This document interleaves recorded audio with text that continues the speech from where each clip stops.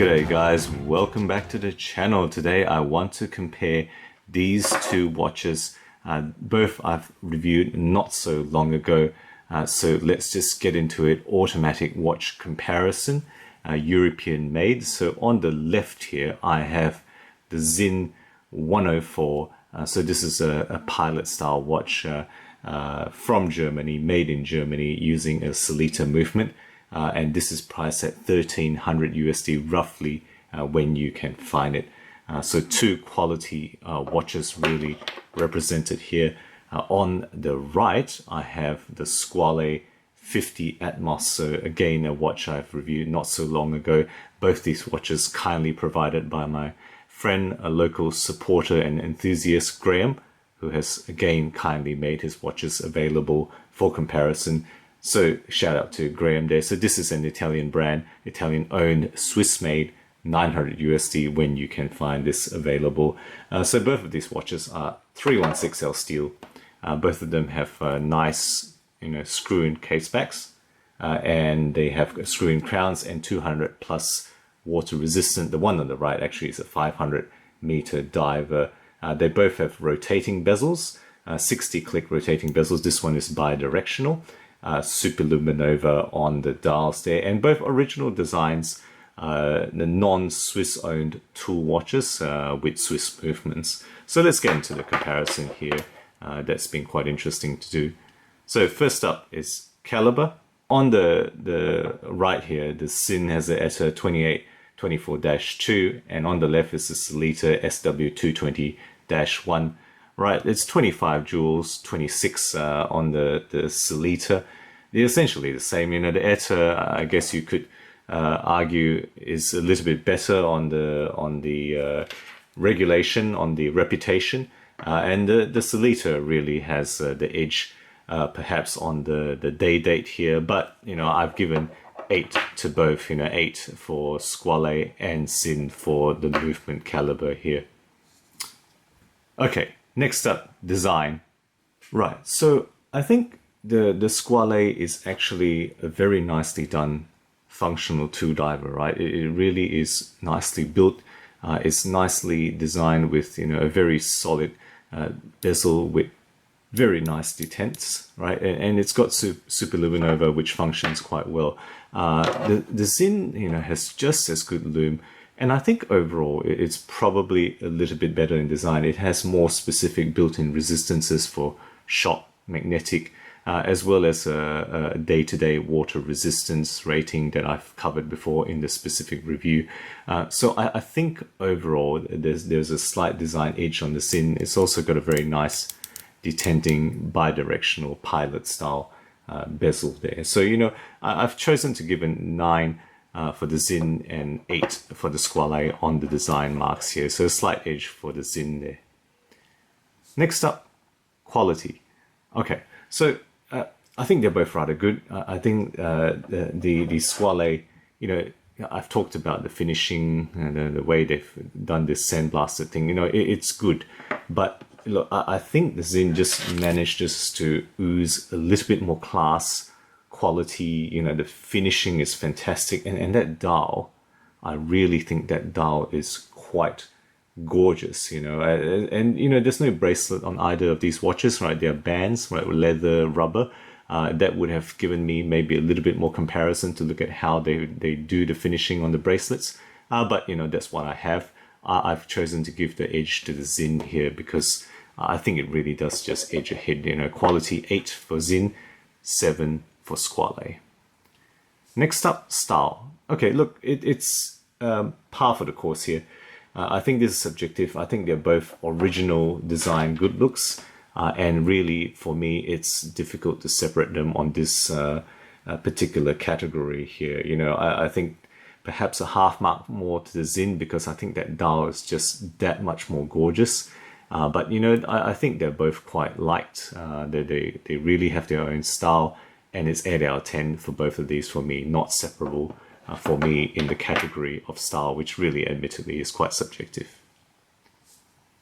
Next up, performance. Okay, look, I think they're both very solid, right? This one is, of course, a 500 meter diver, the 50 Atmos, 50 ATM.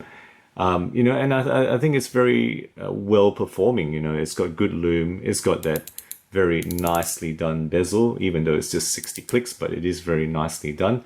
At the same time, you know, this one is a very well designed watch for what it's meant to be. Very super legible dial, you know, which is what a pilot watch is meant to give you. And they're both well regulated as well. Both of these are close to around the 5 seconds per day fast mark, so very well regulated. And I've given 8 for both on the performance here. Again, in this category, not separable for me. Okay, versatility. All right, very close. You know, I think the Sinn is 1 millimeter smaller. It's got a slightly lower side profile and thickness. And the white dial, I think, wins out in terms of being more versatile in a wider range of situations against, you know, the somewhat more sportier, more tool-appearing Squale with that orange minute hand here. So I think this is slightly less versatile. It's pretty good, but I think you have to give the edge to the Sinn in versatility here. So I've given 8 to the Sinn and 7 to the Squale in this particular category. Next up, durability. Okay, look, sapphire on the top, metal insert bezel, 316L steel. You know, they're both solid. They're about the same size, about the same weight. Not separable for me. I think in this category, I'm given 8 for both. I think they're both pretty nicely made, and they're both, you know, pretty well finished and will withstand the rigors to which they're, you know, going to be put up to. So 8 for both on this particular category. Value-wise, okay, look, the Sinn actually is costing nearly 50% more at 1300 versus 1900 USD. The Squale, you're getting an ETA movement versus the Sellita, which usually is a little bit less costly. You know, I think you're going to have to give the value proposition slightly to the Squale here. You know, yes, the Sinn, I think, has better quality overall, just the finishing and quality. But for 50% more, I think the value mark goes to Squale 8 versus 7 here. Right, brand next up. They're both well established. You know, Sinn is an older brand. Squale is, I think, in the 1940s establishment, but they both have good history, good strong history, well established. You know, they do tend to do a lot of original designs, and they're both well respected and a lot of following for both these brands. So I think not separable in terms of the brand mark for me here, brand prestige, I guess, if you will. 8 for both, you know, Sinn versus Squale. Okay, last one on the 10 categories is X Factor.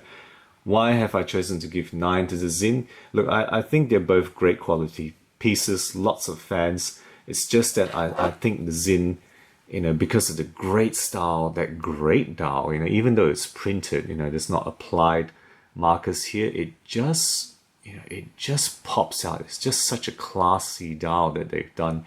And add to the fact that this is German owned and made in Germany.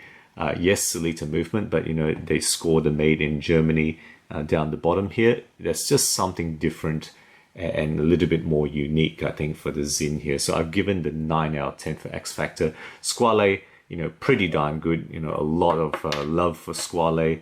Original design, right? And it's a 500-meter diver. You know, 8 out of 10, but really I've given a mark to the Sinn here. Okay, so what's the total? If you've been adding up, you know it already. A slight edge to Sinn, like very close, but 81 versus 78 on this comparison. So guys, in summary, I think, you know, you got 2 great original pieces here, you know, from well-respected independent industry names here. The Squale overall has slightly better quality because it's just that much cheaper. It's got that ETA movement for the 900 price tag. Not the cheapest, ETA 2824, but you know, that's what it is. But in the end, I think the Sinn takes it on overall design, quality and versatility, as well as the extra mark on the X Factor category here. So guys, that's the comparison on this Sinn 104 versus the Squale 50 Atmos. Let me know what you think. You know, very interested in your thoughts on this comparison, which I found very interesting to do and very fun to do. Guys, if you're enjoying my videos, do consider subscribing. New content every week, always aiming to be objective and unbiased about all things horology. Thank you again for sticking with me, and as always, I'll catch you next time.